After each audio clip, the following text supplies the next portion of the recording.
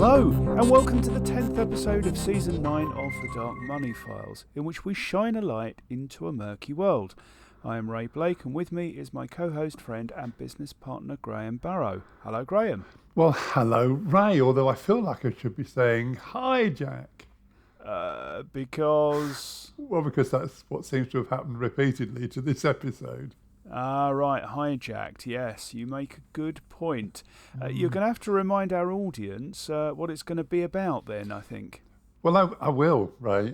Many weeks ago, before various fines and other major crypto events and a little bit of ill health caused us to postpone this scheduled episode, we promised to do one about my appearance before a House of Commons Select Committee. And all this time later, Graham, is it still relevant? Well, to a degree, Ray, it is, yes. But I also thought it actually might be worth going into the whole process of enacting legislation, given how important it is for those of us fighting the good fight in relation to financial crime.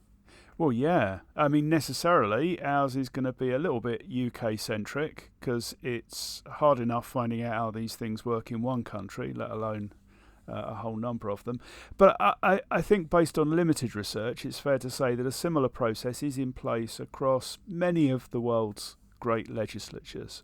I think you're right, Ray. So in some form or of another, this process will have to be enacted. So I think in true Dark Money Files fashion, we ought to start right at the beginning. Yes, that makes an awful lot of sense. Here in the UK, before a new law can be passed or an existing law revised or amended, a bill with a capital B must be started either in the House of Commons or the House of Lords. Yes, and in order to become the law, the bill with a capital B has to become an act with a capital A. Exactly. Now, the introduction of this bill, the first that anyone in Parliament hears of it, really, is called its first reading. And this is usually a formality, and it happens without any debate. So what actually does happen then? Well, the short title of the bill's read out, and that's followed by an order for the bill to be printed. Oh, and that's it, is it? Well, for the time being, yes. So presumably if that's called a first reading, it's followed by a second reading. Well, you would think that follows, wouldn't you? And this is indeed the case, Graham. Well, it seems logical. So what does that actually entail then, a second reading? Well, that's members of Parliament debating the principles enshrined within the bill, presumably after they've had time to read it following its publication. Yeah, you'd hope, wouldn't you? Yeah, you would. Yeah. And can that happen kind of any time after the first reading? Well, normally it would be within a couple of weeks of the first reading, but, that's purely convention. And particularly in the post-COVID age, convention doesn't always apply, does it? Well, no, and not just in respect of legislation, but there we go. And I guess that's probably true unless it's a private member's bill. Yeah, which is kind of outside of scope of this podcast, I would have said. I think you're right. So the bill will be introduced, I guess, by a member of the governing party. Yes, and the response will come from the relevant official opposition spokesperson. Now, in the UK, as in many countries, we don't have a two-party state. We have a number of parties and a bunch of independents as well. But generally speaking, the second largest party in the popular vote is the official opposition and has a defined role in Parliament. Yeah, excellent. Thanks for that, Ray. And of course, politics being what it is, most bills will be opposed in some way or the other. Well, you're quite right, Graham. Unless the bill has got cross-party support, which does happen, but not as often as we might like, the opposition will do pretty much what their name implies and oppose. Yeah, although I guess that opposition might lie somewhere on a spectrum from just opposing the bill on principle to maybe agreeing with the principles of the bill, but opposing some or all of the manner in which it's being implemented. Yeah, and I think that latter case is what we're talking about here in this specific bill that we're discussing. Yeah, I agree. But before we come on to that, Ray, the second reading is nowhere near the end of the story, is it? Well, no, otherwise you'd never have got involved in the Economic Crime Reform Bill, would you? And I mean, it's worth pointing out also that the second reading can go through entirely on the nod, without substantial opposition. Yes, but it's not common, is it? No, it's not. And now we come to the bit where you had a part to play, Graham. The bill goes into committee, right? Yeah, and as I understand it, this is where the individual elements of the bill get studied in detail. So wording might be changed for better clarity, or maybe to cover eventualities that might have not been considered at the drafting stage. Exactly. This is a line-by-line review of the entire bill, normally by what's known as a public bill committee. And I guess the clue there is in the public bill committee, and that's why I was part of that process. Yeah, so Parliament, most parliaments, certainly the UK Parliament, believes it's important to call outside experts and interest groups to inform this review, so to get it right before the rubber hits the road.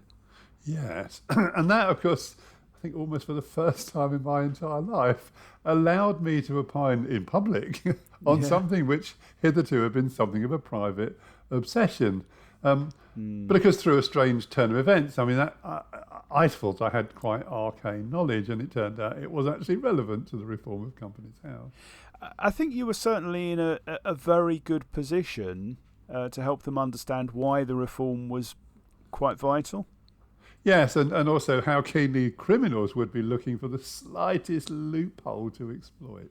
Yeah, and I think, mission accomplished, judging by some of the reporting post-committee that I read. Yes, which was very nice. And not just me, obviously, there were a whole bunch of very, very well-informed people sitting on the committee with me. So as that bill goes through committee, every amendment, every addition, every removal is published for each day that the committee sits. And once that process is complete and all objections have been resolved, the bill's reprinted prior to the next stage. Which is? The report stage, Graham. Oh, God, that's like being back at school. And I got to tell you, Ray, the report stage in my house was never a very pleasant experience. Oh, dear. Did you not have a successful time at school, Graham? Not really. Right. Should we move on? Okay. Yeah, before the PTSD kicks in, I think we better.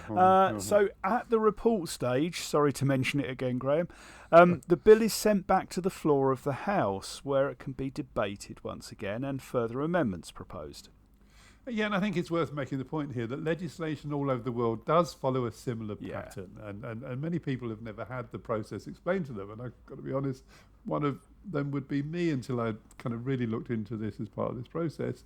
And it's quite surprising just how much scrutiny new legislation receives. Well, indeed. I mean, I remember studying this for my politics A-level.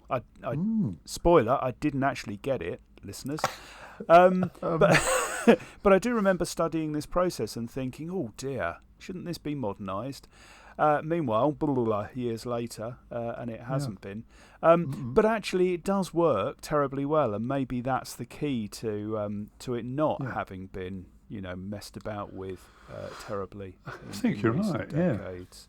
Yeah. And actually, getting back to the passage of this bill, we're still not done yet. So, any MP, regardless of their association with the contents of the legislation or lack of any association with it at all, I guess, can propose amendments, additions or deletions even at this stage. Yeah. They may not be informed, but there you go. And of course, this is almost always accompanied by a vote, which, again, of course, the governing party would normally expect to win. Yeah, unless there's a rebellion or perhaps antipathy from its own members. It's happened. Oh, yeah. And then after the report stage, the bill usually then has its third reading immediately thereafter. Which is, in effect, a final opportunity prior to the bill going to the House of Lords, our second chamber, for MPs to agree or disagree about its contents. Yes, and at this point it's now very much focused on what the bill is rather than what it should be. Yeah, otherwise we'd be here forever and the thing would never find its way onto the statute book. Exactly. And from there it goes to the House of Lords, which, as you say, is our second chamber. Obviously, around the world, they're elected in all sorts of different ways. Ours is a kind of mishmash, isn't it, Ray, of life peers who have been proposed and put there, and people who are there virtually by law lords by virtue of their birth. Yeah, there are law lords as well who have a position in the judiciary. There are also members of the Church of England, who are there for some reason or other. Yeah. I mean, it's an eclectic group of people. Very much so. But it goes through. Oh, sorry, go on. No, I was going to say it goes into the Lords to go through effectively exactly the same process as the Commons. Yeah, that's exactly right. But as we've established, the makeup of the Lords is very different from the Commons. And for example, the committee stage may very well have exceptionally experienced judges when you look at the law lords or other law officers who might bring a highly technical point of view to the drafting that wasn't available in the Commons. And that sounds to me like a very good thing. Well, you might think so, but sometimes in order to cover every possible eventuality, a lot of the meaning can become quite distorted by seemingly endless legal caveats.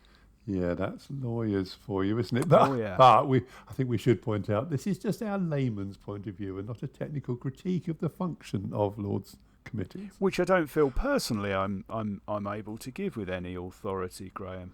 No, I was just thinking, having read a few of these laws though, Ray, sometimes you just think, what? Yeah, there's this lovely analogy, isn't there, about laws and sausages, which is you don't really want to look too closely at how either of them actually get made. As long as they work. Well, indeed. Nevertheless, the bill goes through the same first and second reading, committee, report stage and third reading in the Lords, the same way it did in the Commons. And then having done all that, it gets sent back to the House of Commons. Yeah, and if all the amendments that it's acquired during the Lords stage have been made, then it goes to the King for royal assent. Now that sounds all very straightforward, unless the Lords is working to a very different agenda or rather strongly disagrees with the point of the legislation, which can result in what's known as parliamentary ping-pong. Yeah, so the bill bounces back and forth between the two houses because neither will agree to the other's amendments sometimes. Exactly, and that's not entirely uncommon where the Lords doesn't actually like the tenor of the bill itself, is it? No. And that can give rise to a couple of different possible outcomes. One of which is that the bill just fails because it cannot go for royal assent. And the other is that the Commons asserts its authority by invoking a provision under the Parliaments Act, which allows it to send the bill, some bills at least, for royal assent without the consent of the Lords. And I think it's fair to say that usually arouses a fair bit of hoo-ha. Hoo-ha, that's a lovely word, isn't it? An ornamental feature in some stately gardens, is that? I think it possibly is, or is it? There's a ha-ha as well. That's the one. Oh, no, maybe it's the ha-ha. Yeah, that's probably what I'm thinking of, yeah. Yeah, also a lovely word. And both sorely underused these days in my estimation. Are we talking about ha-has now? Well, both ha-has and hoo-has, right, and all that sort of malarkey. We don't use these words often. Malarkey, there's another one. Excellent. So look, when the bill receives royal assent, the King says, let it be. It's no longer a bill anymore, capital B, but an act with a capital A. Yes, and royal assent is a formality unless the King wants to provoke a constitutional crisis. Well, to be honest, Graham, I wouldn't put it past him. Of course, there's a further process, even if all that goes swimmingly, around implementation. So you mean that granting royal assent doesn't cause the Act to immediately come into force? Well, I mean, it might do. Depends on how the Act's written, but not always. Sometimes only parts of the Act do, and sometimes there's a set period prior to enactment. So that's where a government minister might use, I think it's called a commencement order, to determine when the Act will come into force. Yes. So, I think we can file all of the preceding under background. Here's the big question. Where are we with the Economic Crime and Corporate Transparency Bill? You mean the one that I now regard as my bill? Well, to be honest, Graham, we're all surprised it doesn't bear your name at this stage. Yeah. So the corporate crime and economic crime and corporate transparency (Graham Barrow bill) has just finished committee in the House of Commons and is awaiting report stage. Okay, so it's still got to go through the House of Commons for report and third reading, and then go through the whole process again in the House of Lords before coming back to the Commons for reconsideration and agreement to any amendments, before finally gaining, hopefully, royal assent. Yes, and at that point, the minister responsible for the Act may well decide that a commencement order is appropriate given the far-reaching elements contained within the bill. Like, for instance, requiring all UK companies, both new and already established, to verify the people responsible for running and owning it. Oh, come on, Ray, there's only, I don't know, about 5 million of them, so that's not going to take too long, is it? Yeah, it's going to be very interesting to see how many are prepared to provide their verification documents. It will, but it won't be happening for quite a while yet. Yeah, with or without your contribution, Graham. Sadly, Ray, yes, you're right. Well, I have to say, I quite enjoyed that, but it was something of a departure from our normal content. Well, it was, but I've got to tell you, I also thoroughly enjoyed the process of researching, recording this, because notwithstanding my somewhat advanced years, I genuinely now have a better understanding of that legislative process than I think I've ever had before. Me too, Graham. Perhaps I ought to retake that A-level exam. Anyway, yeah, go for it. Let's hope that at least some of our listeners now have a similar appreciation. Well, I hope so, Ray. But looking on the right side, even if they've stayed the course, it's only 15 minutes or so of their lives, rather than the length of time it takes to get the legislation enacted. Well, that's definitely true. So, what's next? Well, Ray, you made a suggestion the other day, which I thought was unusually sensible. I'm not quite sure how to take that, actually, Graham, to be honest with you. Was that a compliment? I'm not sure. Well, it was supposed to be satirical, but it might have missed the mark. I was going to say ironic, but because it's absolutely not ironic. No. Anyway, your suggestion was to look back over 2022 and pick up on some of the stories which we might have missed or that just weren't worth including in an episode on their own.